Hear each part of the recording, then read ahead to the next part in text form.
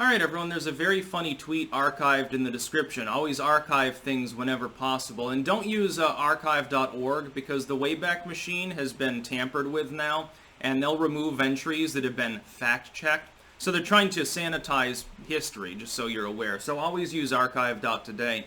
Anyway, Jennifer Rubin, who's a big-time lefty sort of commentator, was talking the other day. She's basically echoing AOC and talking about, well, all these Trump fans that aren't accepting the election results, we have a list. We need to make sure that they never hold a position on the bench or in a faculty, and they're cast out of polite society.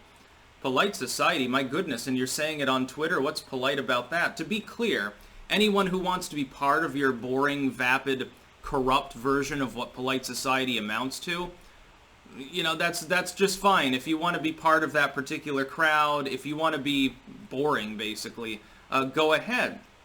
Now, that's the problem with society. A lot of people are just lemming-like bandwagoners, and they really want to fit in. Like, they actually care about what other people think about their appearance, or about what they have to say on some visceral level. And it's basically a biological function when you get down to it. When we look at propaganda and logical fallacies and stuff, really what you're seeing is an extension of human biology, intertwined with linguistics, which of course is a biological offshoot. In fact, language evolves the same way biology does, only faster. This is the same with technology, by the way. You're just seeing a perversion of linguistics for propagandistic purposes, and a perversion of human behavior that's applied to cultural systems, basically. So, you know, two people will act differently in two different cultures to fit in, but it's the same biological mechanism behind them. In her conception of a polite society, people blindly accept the election results because the MSM told them that the election was fine. A realistic, legitimate look at the situation would tell you you have outstanding allegations of fraud, if not proof of fraud. You do have proof of at least some voting irregularities.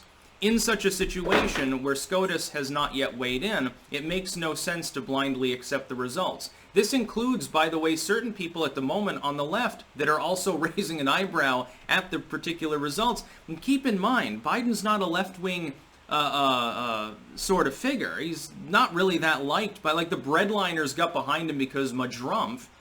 Other than that, they don't give a shit. Give him 90 days, by the way, into a potential Biden presidency. They'll be bitching about him as much as any MAGA hat wearer. They'll be bitching about it just as much as anyone that voted for Donald Trump, and it'll be glorious to see, and I'll be able to say, I told you so if that happens. So I almost don't care about what SCOTUS does at this point. And the idea, the sort of dystopian idea of putting people on lists for having the wrong views, making sure that they can't get a job, that's really a proper way to run society. See, it's been done before. It's called tin horn dictatorships. None of them last very long, just so that Jennifer Rubin is aware. Systems that become that draconian typically rot from the inside out and are eventually brought down under their own weight because of silent subversion. If you know anything about, for instance, Soviet history, you'd know there were people that literally practically made a living by copying books by hand and then circulating them on the black market. Because, you know, certain books were banned. So if you had a copy, you could make copies of it. You could circulate those copies. Bootleg cassettes, which, you know, after hundreds of times being listened to, must have sounded like nothing more than static, of bands that we consider basically boomer rock, dad rock, like Iron Maiden or something. No offense, but not exactly new music. Those were all banned. They were considered subversive. Most U.S. bands, a lot of British bands, and even in some cases just songs or albums by bands based on the album art, the album's title, what the song is about. There's that one cowboy song, you know, the Trollolol song? That was a Soviet-era singer. I can't remember which part of the Soviet Union he was from, and the reason why it's Trollololol is that was the only way for him to get his song actually published. Because they censored the lyrics. It was some sort of cowboy love song, I guess, or something. Personally, I think the song much improved by getting rid of what must have been shitty lyrics, in all honesty. It's funny because the dude lived long enough to become famous, you know, like 30 years after he actually released the fucking music, because it had been censored and then it gets put on the internet. How funny that must have been. Sort of like the dude that did Chatelaide. Apparently he's aware of the memes around his song, too. That's what you get. You get subversion. Go ahead and start putting people on lists and trying to suppress them. What happens to a subversive state or non-state entity that does this to its population is the population ignores the law. They ignore the rules. It's just like the drug war, Jennifer. It's just like the drug war. Lots of people do drugs even though they're illegal. Well, people are getting tired of it. They realize the system doesn't work anyway. It's basically like trying to plug holes in a dike with chunks of Swiss cheese. It's not going to work. And so it's being gotten rid of incrementally over time. The same thing will happen to these pig authoritarians, people like Jennifer Rubin, who is a sad, haggard old lady at this point, and is just sort of not with it. It's really sad, because usually when people get older, they get so much more authoritarian too. Like even, you see like all the punks pretty much other than Johnny Rotten who haven't died, they've all sold out too. They have. It's funny because Johnny Rotten is the one left over that actually is still realistically a punk. It's funny because now he's old and sagging and has a beer belly and stuff, but he lives the life. It was funny because he was complaining about like Ozzy Osbourne, people like that not wanting to hang around with him. I wonder why, by the way. He's apparently kind of an irascible dude, kind of grumpy and lashes out at people a lot. I can imagine why.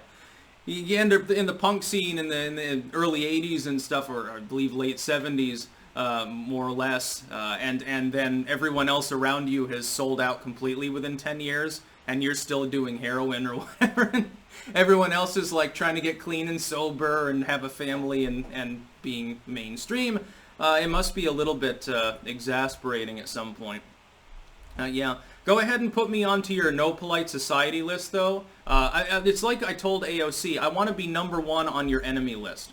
I want you to put my name at the top as the person least likely to sell out and go along with the mainstream lie, because I won't. Polite Society, why the hell would I want to be part of that, dude? I just sit here and make videos in a bathrobe or in a leather coat with no shirt underneath it with my hair fucking wild. I'm not the sort of person who's coming to your champagne party. I'm not the sort of person who's coming to drink your $100 glass of special delivery wine from Martha's Vineyard or from wherever Elizabeth Warren gets her cheap booze from. I'm not going to raise the crystal decanter and toast to the Rothschilds and shit like that.